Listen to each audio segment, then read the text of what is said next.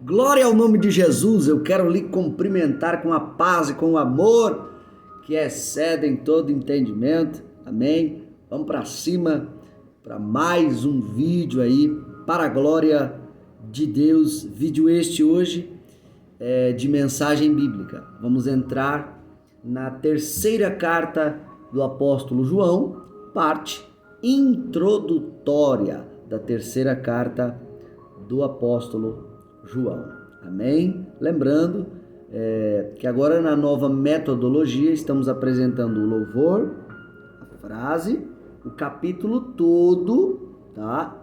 Da Bíblia, depois um tema e depois prova, fechou?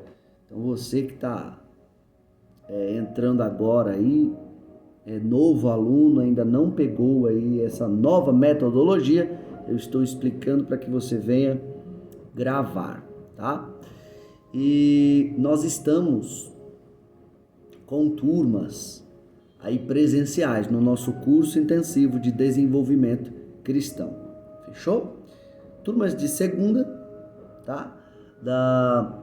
Das 7 às 9 e a turma aos sábados, das 15 às 17. Deixa eu colocar essa cadeira um pouquinho aqui mais para frente. Aleluia. Tá bom? E tem a turma à distância. Então você que queira participar aí conosco, turma de segunda, turma de sábado e a turma à distância. E se Deus quiser, daqui a uns dias estaremos com turmas nas terças também e nas quartas também. Fechou? Então hoje é parte introdutória da terceira carta do apóstolo João.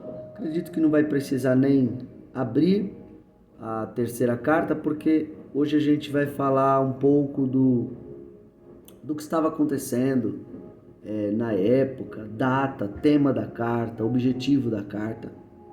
Fechou? Então bora lá. Vamos aprender um pouquinho sobre a terceira carta do apóstolo João.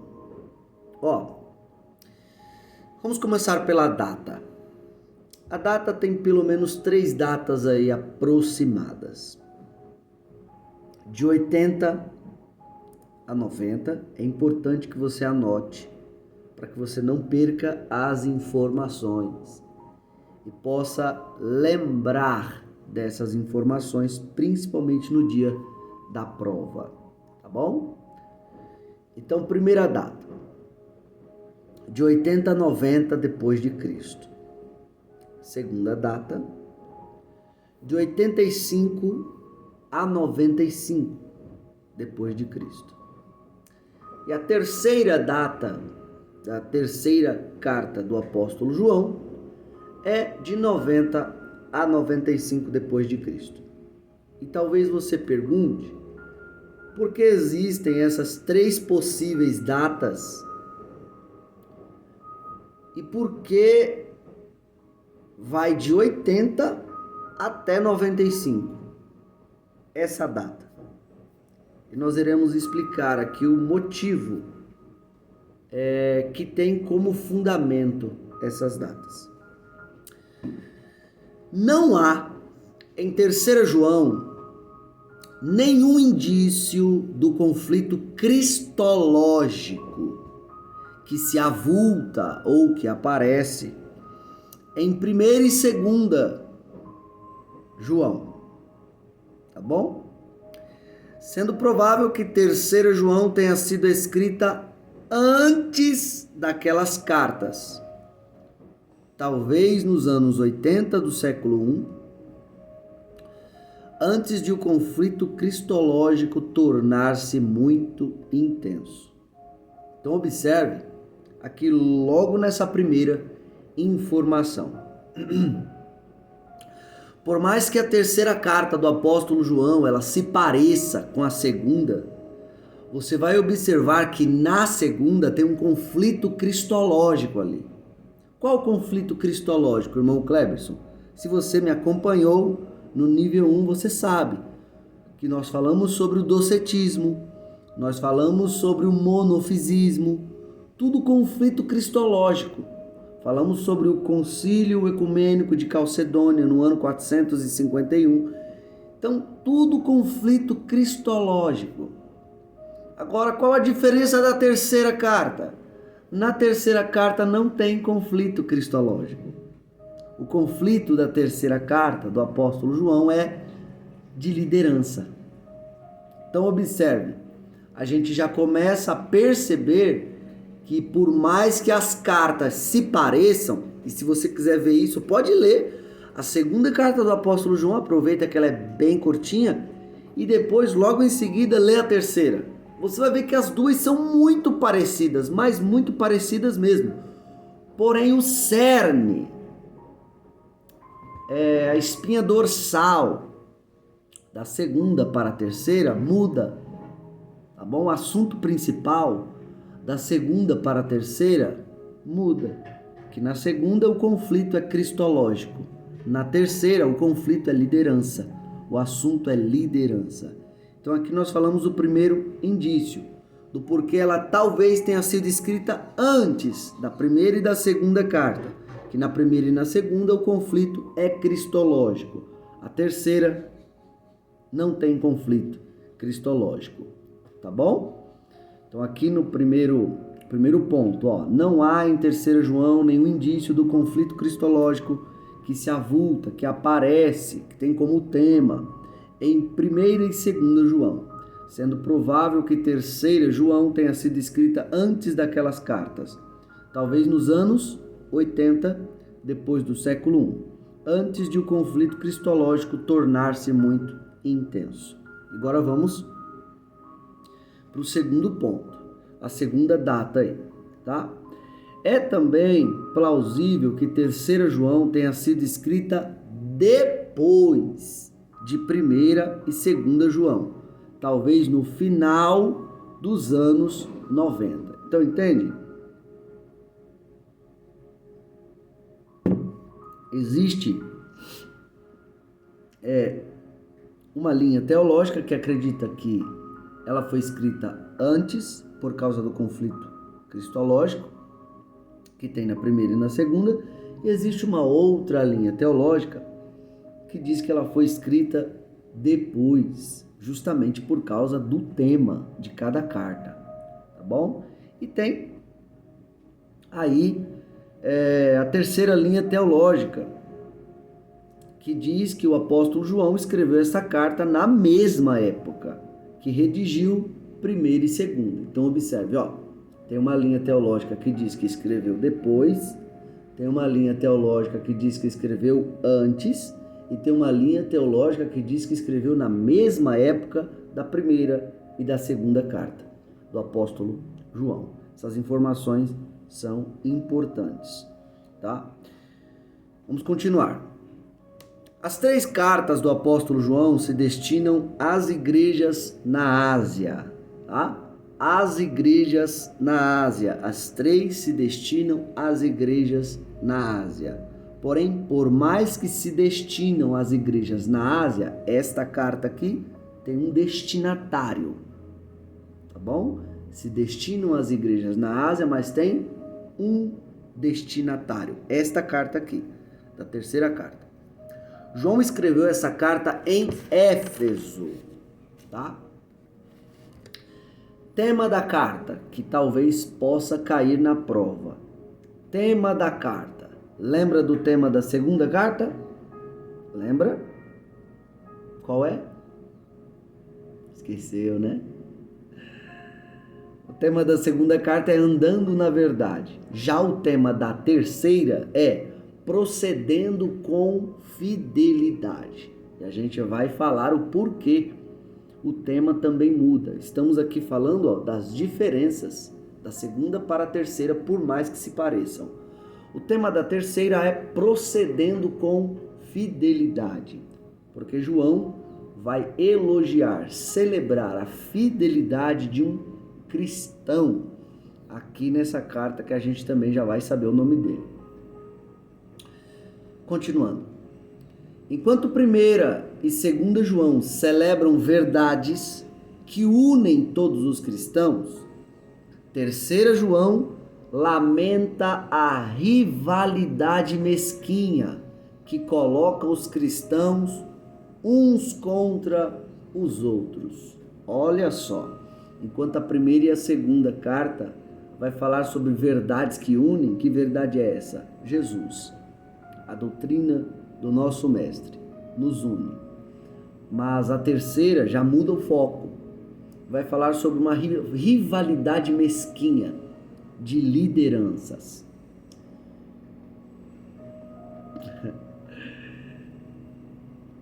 Será que isso não está acontecendo hoje não, hein?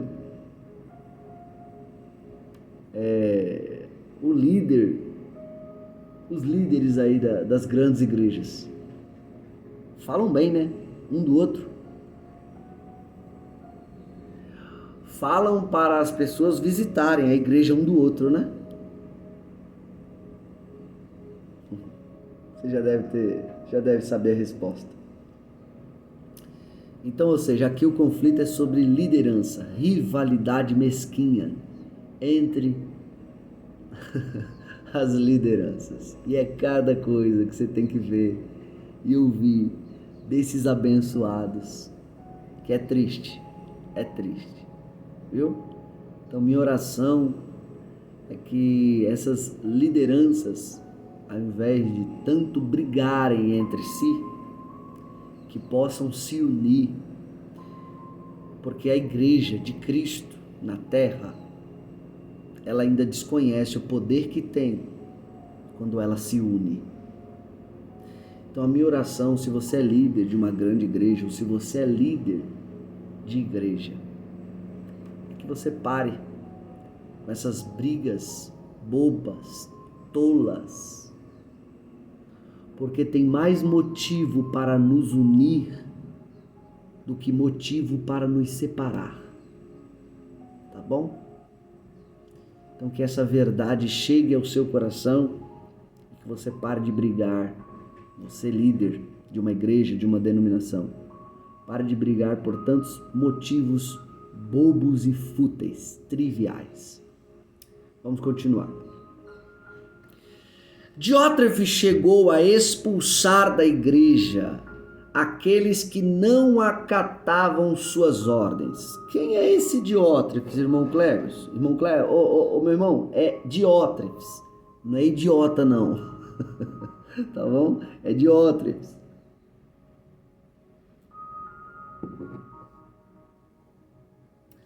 Diótrefes, ele era líder de uma das igrejas comandadas pelo apóstolo João. Porém, ele começou a não ouvir mais o apóstolo João. Queria ser líder por conta própria. Se tornou um tipo de liderança tão autoritária que quem não obedecia suas ordens, ele expulsava da igreja. Oh, meu Deus. Será que tem liderança desse jeito hoje? Que às vezes até não expulsa, mas te deixa mofando no banco. Quando você não faz uma coisinha que ele manda ou que ele pede. Diótrefes chegou a expulsar da igreja aqueles que não acatavam suas ordens. Isso é uma verdade da terceira carta, tá? Do apóstolo João. Outro ponto aqui, uma outra verdade. Recusar ou negar hospitalidade àqueles que levam fielmente o nome. Versículo 7, depois você dá uma olhadinha aí, tá? O nome. Esse nome, aí que está na terceira carta do apóstolo João, é Jesus. Estão levando o nome de Jesus. E pode ver que está com N maiúsculo. Então, recusar ou negar hospitalidade àqueles que levam fielmente o nome é uma falha em andar na verdade. Deixa eu dizer algo aqui para você. Passarinho bonito. Aleluia. Enquanto na segunda carta do apóstolo João, ele fala para você fechar as portas para os falsos ensinos, para os falsos mestres. Na terceira, ele manda você abrir as portas para os verdadeiros ensinos e os verdadeiros mestres. Olha só a diferença, hein? Por mais que se pareça. Enquanto na segunda manda fechar, não contribuir com falsos mestres, e se você contribuir, você vai estar pecando, porque você vai estar investindo para que essa mentira chegue mais longe. Na terceira, também é pecado quando você pode e você não contribui com doutrinas verdadeiras, com mestres verdadeiros. Então, ou seja, é pecado quando você não contribui com doutrinas verdadeiras e também é pecado quando você contribui com doutrinas falsas. Então, não contribuir com a verdade do evangelho, eu estou falando de dinheiro mesmo, tá? Ó, é din-din. Quando você não contribui com doutrinas verdadeiras, você está pecando. Por quê? Porque através da sua contribuição, a verdade do evangelho poderia chegar muito mais longe ou até se manter de pé. Mas porque você se recusa, o mundo, como odeia verdadeiros cristãos, ele vai atacar. E existem, infelizmente, denominações verdadeiras que fecham as portas por falta de contribuição. Então é uma falha em andar na verdade quando você não contribui com essa verdade. Continuando. É provável que Demétrio, recomendado a Gaio, nessa carta também, ele é um outro personagem aí da carta. É provável que Demétrio, recomendado a Gaio nesta carta, fosse ele mesmo um missionário itinerante que precisava de hospedagem temporária. Olha só, hein? O portador da carta não se sabe ao certo quem é, mas a mensagem chegou. Vou de novo, hein? Não deu glória por quê? Vou de novo, hein? O portador da carta não se sabe quem é, mas a mensagem chegou. Uma pergunta eu quero te fazer. Lembra daqueles 4 que carregavam aquele paralítico? Abriram o teto e desceram o paralítico diante de Jesus? Vou fazer uma pergunta para você. Cita para mim o nome de um dos 4. Ou cita para mim o nome dos 4. Tem não? Tem não, né? Mas te faço outra pergunta. O paralítico chegou até Jesus? Outra pergunta. O paralítico foi curado? Foi, né? Eu tenho uma mensagem para dar para a minha geração. A minha geração está muito preocupada com o nome dela. Os pregadores, os cantores, todas as pessoas estão muito preocupados com o seu nome no cartaz, com o seu nome nos lugares. Essa é uma motivação errada. A verdadeira motivação do evangelho é: pare de se preocupar com o seu nome e se preocupe mais com a mensagem que você carrega. Pare de se preocupar com o seu nome em cartaz, com o seu nome nos lugares. Fica todo tristinho quando não é citado. Ai, isso foi uma falta de respeito, uma falta de honra. É o meu nome, o meu nome. E Jesus está dizendo para você, ó, o portador da carta não se sabe quem é, mas a mensagem chegou. Não é à toa que a gente está estudando ela hoje. E Jesus manda te dizer, para de se preocupar mais com o seu nome, se preocupa com o meu. Não é o seu nome que tem que ser glorificado, é o meu. Não é o seu nome que tem que ser exaltado, é a minha mensagem que tem que chegar. Não é o seu nome que tem que brilhar, é o meu. Não é o seu nome que tem que ser enaltecido, é o meu. Então, uma mensagem para o seu coração. Guarda ela bem bonitinho no seu coração. Para de se preocupar com o seu nome. O portador da carta não é tão importante quanto a mensagem que ele carrega. Vou de novo. O portador da carta não é tão importante. O que é mais importante? A mensagem que o portador carrega. Então, para de se preocupar com o seu nome. Palma para Jesus, porque ele merece. Você merece, Jesus. O Senhor merece. Aleluia. Continuando. Público original. Público original da carta é Gaio, tá? É Gaio. As igrejas foram destinadas, ou as cartas, primeira, segunda e terceira, foram destinadas às igrejas na Ásia. Mas o destinatário público original da terceira carta do apóstolo João se chama Gaio. Foi para ele que João escreveu essa carta. Continuando. João escreveu essa carta para elogiar um crente chamado Gaio, por causa da hospitalidade que ele demonstrava com mestres itinerantes do Evangelho. Vou parar um pouco aqui também. Vou ler de novo para que você entenda. João escreveu essa carta para elogiar um crente. Vou te perguntar. João escreveu essa carta para quê? Para quê? Para quê? Fale alto! Para elogiar. Isso mesmo. Tem uma doutrina no nosso meio aí, um pensamento, um comportamento.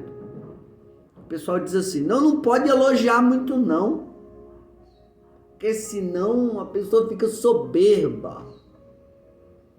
Não elogia muito não, senão o fulano fica soberbo, se achando a última bolacha do pacote, a última Coca-Cola do deserto, Depois você abre na sua Bíblia, Provérbios capítulo 27, versículo 21. Eu vou tentar citar de cabeça aqui. Posso até errar algumas palavras, mas eu vou falar do sentido. Assim como o crisol, ele purifica a prata e o forno ou o fogo é para o ouro, ou purifica o ouro, assim Deus prova o coração quando este é elogiado. É isso mesmo. O texto está falando de elogio. E aí você fica com esse comportamento de que não pode elogiar, não pode elogiar, não pode elogiar. Aí a Bíblia manda você fazer o contrário. Não, elogie mesmo. Elogie com muita força. Por que, irmão Cleberson? Assim como o crisol é um recipiente aonde ele colocava a prata ou o ouro depois que passava por uma alta temperatura. E aí esse ouro e essa prata, quando era colocado lá dentro, automaticamente dava para você enxergar, ver ou sentir se na prata ou no ouro, depois que passado por muita temperatura, se neles havia alguma impureza, alguma pedra, alguma coisa do tipo que estivesse atrapalhando a sua pureza. E aí ele associa crisol, ouro, prata, alta temperatura com elogio.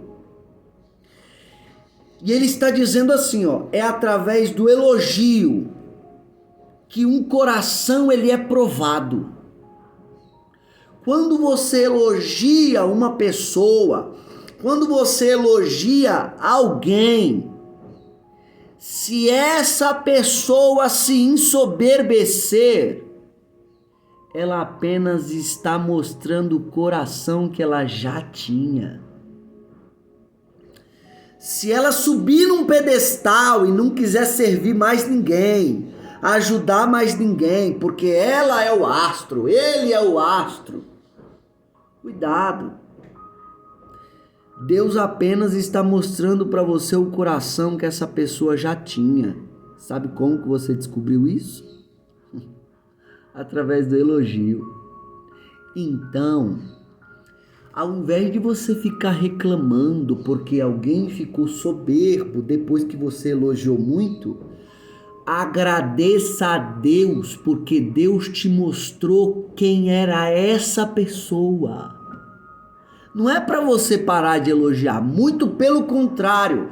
O elogio, de acordo com o texto bíblico, é uma ferramenta que Deus colocou na sua mão para discernir quem tem coração puro e bom e quem tem coração maldoso e impuro. Pode dar um glória a Deus? É forte. É forte. Então, ou seja, João ele escreve essa carta para elogiar alguém. Isso. Elogiar não pode, né? Mas criticar pode? Bendito. Bendito! É lógico que pode elogiar, rapaz. Essa foi uma ferramenta que Deus colocou na sua mão para saber quem tem coração bom e quem tem coração mau. Então continue mesmo elogiando as pessoas. E fique, de olho em cada comportamento. Até porque você sabe disso. De vez em quando a gente trabalha tanto. É tanta crítica, é tanta crítica, é tanta crítica. Que parece que quando a gente recebe um elogio, é um alívio no nosso coração. E esse elogio parece que nos dá mais força ainda para continuar sendo bom com as pessoas, para continuar ajudando as pessoas. Esse é o poder do elogio. O elogio não é para te ensoberbecer. O elogio é para te dar mais força e ânimo para continuar sendo uma pessoa de coração puro. Assim como a prata e o ouro, quando é aquecida em alta temperatura, e é colocado em um crisol. Tá bom? Então continue elogiando. Elogie mais. Critique menos. Vamos continuar. Os irmãos que haviam desfrutado da hospitalidade generosa de Gaio, embora fossem estranhos a ele, deram testemunho tanto do fato de que ele estava andando na verdade, como do fato de que ele mostrava amor ao suprir a necessidade deles. Quem era Gaio? Olha o comportamento desse rapaz. Se o missionário chegasse na casa dele com a roupa toda surrada, ele dava a roupa. Chinelinho todo surrado, ele dava o chinelo. Faltando comida, ele dava comida. Precisando de um banho com aquele cheiro de sovaco abençoado depois de uma longa caminhada, ele dava um banho na pessoa. Dava um banho entre aspas, tá? Pedia para a pessoa tomar um banho. O que tivesse faltando para a pessoa, ele supria a sua necessidade até que ele alcançasse o seu próximo destino. Esse era Gaio, hospitaleiro e generoso.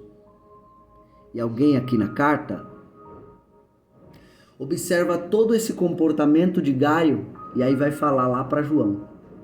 João, a gente foi lá. Eita, moço crente.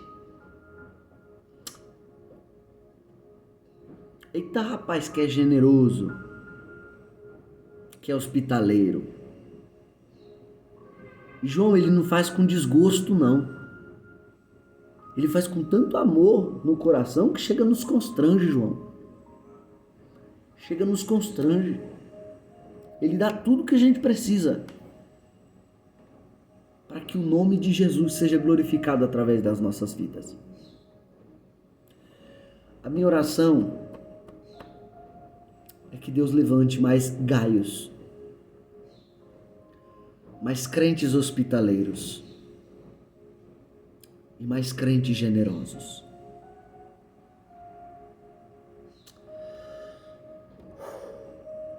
Os cristãos que são fiéis em demonstrar bondade aos outros devem ser elogiados. É uma outra verdade nessa carta. Os cristãos que são fiéis em demonstrar bondade, hospitalidade, generosidade aos outros devem ser elogiados. Então aprenda a elogiar mais os seus irmãos. Quando você vê a prática da hospitalidade, da generosidade e da bondade. Critique menos, elogie mais. Já deu tempo do vídeo? Na próxima a gente continua. Essa é apenas a parte introdutória. Na próxima a gente ainda continua na parte introdutória. Bora pra cima, seja fonte. Reserve um tempo com Deus no seu dia. Sorriso de crente. E Deus abençoe.